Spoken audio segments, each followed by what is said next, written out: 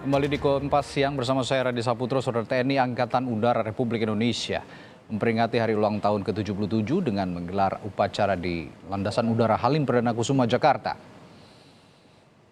Selain Kepala Staf dan Perwira Tinggi TNI Angkatan Udara, hadir dalam upacara Minggu pagi Panglima TNI Laksamana Yudo Margono, Menteri Pertahanan Prabowo Subianto, serta Menteri Agraria dan Tata Ruang yang juga mantan Panglima TNI Hadi Cahyanto. Acara ulang tahun TNI AU yang dimulai pukul 8 pagi tadi dimeriahkan dengan parade pasukan, defile drum band Taruna AAU, hingga demo udara. Khusus atraksi udara melibatkan 89 pesawat berbagai jenis dan 3.693 personel TNI Angkatan Udara. Bertempat di taxiway Echo Lanut Halim Perdana Kusuma, Puncak HUT TNI AU 2023 bisa disaksikan oleh masyarakat umum.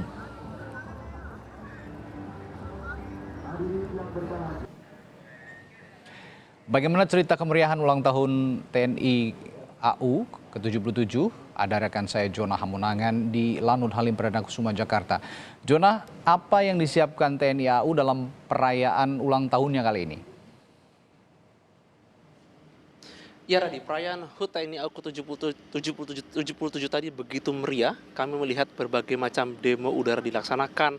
Mulai dari tadi ada serangan udara langsung, tadi ada close air support, dan juga beberapa atraksi. Yang pasti 89 pesawat dilibatkan, mulai dari pesawat tempur, pesawat angkut, dan helikopter. Jadi untuk demo udara tadi dilaksanakan selama 1 jam dan dilaksanakan berbagai macam skenario perang udara. Jadi memang ini sebagai bentuk pertanggungjawaban TNI AU kepada masyarakat, sehingga masyarakat bisa melihat secara dekat bagaimana pelaksanaan operasi perang udara. Nah, kalau kita lihat tadi yang berbagai macam demo udara dan juga defile pasukan, yang paling utama adalah bagaimana TNI Angkatan Udara bisa menghibur masyarakat luas. Kita bisa melihat antusiasme masyarakat begitu tinggi dan mereka sendiri sebenarnya sudah datang pada pukul 6 pagi. Jadi tadi ketika diizinkan untuk masuk dan melihat berbagai macam demo udara, mereka begitu antusias. Bahkan tadi ketika diminta petugas untuk mundur dikarenakan ada berbagai macam bunyi ledakan, mereka tak tampak tidak bergeming, sehingga memang antusiasmenya begitu tinggi untuk bisa melihat langsung. Nah, untuk demonya sendiri ini tidak hanya seperti demo udara, seperti tadi ada atraksi tadi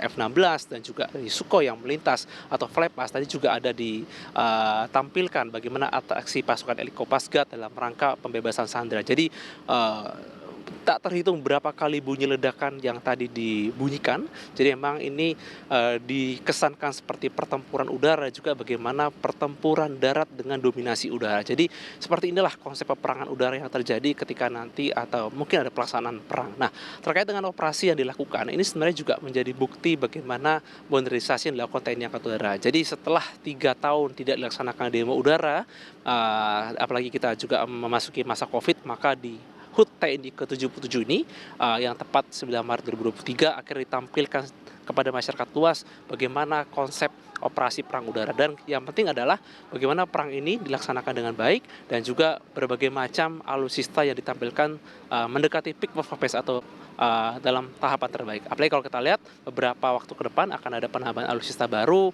seperti pesawat tempur Rafale dan juga jenis lainnya. Jadi diharapkan ini sebagai salah satu contoh atau bentuk peningkatan bagaimana strategi perang udara ke depan. Yang pasti dalam HUT TNI AU 77 ini, dari 89 pesawat yang tampil, zero accident atau tidak ada kecelakaan, dan tentu saja semua ditampilkan dengan baik dalam rangka menampilkan TNI Angkatan Udara yang baik, besar, dan disegani. Radi?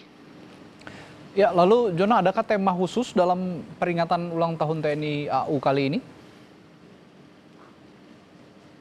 Ya, untuk tema khusus adalah profesional, modern, tangguh menuju angkatan udara yang disegani. Jadi ini memang konsep yang diinginkan oleh Kepala Staf Angkatan Udara dalam rangka untuk menghadirkan konsep angkatan udara yang modern. Jadi bagaimanapun angkatan udara ini harus besar dan disegani agar bisa disegani kawan dan lawan. Jadi ini sangat penting dalam rangka menghadirkan fungsi deteren khususnya TNI AU di kawasan ASEAN.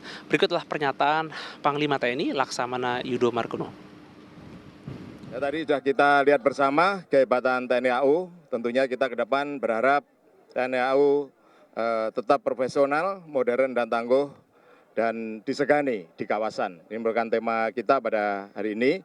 Ya, supaya TNI AU ke depan, ya, seperti tadi yang kita sampaikan, supaya kedaulatan udara dapat dikuasai, ya, dengan kekuatan TNI Angkatan Udara yang ada. Sekali lagi saya ucapkan Dirgahayu ke-77 TNI Angkatan Udara. Semoga jaya tetap di udara. Terima kasih.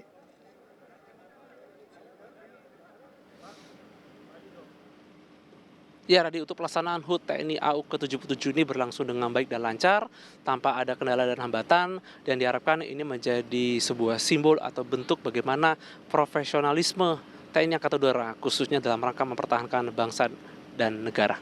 Radi? Baik, terima kasih Jona Hamonangan dari Lanut Halim Perdana Kusuma, Jakarta melaporkan. Terima kasih.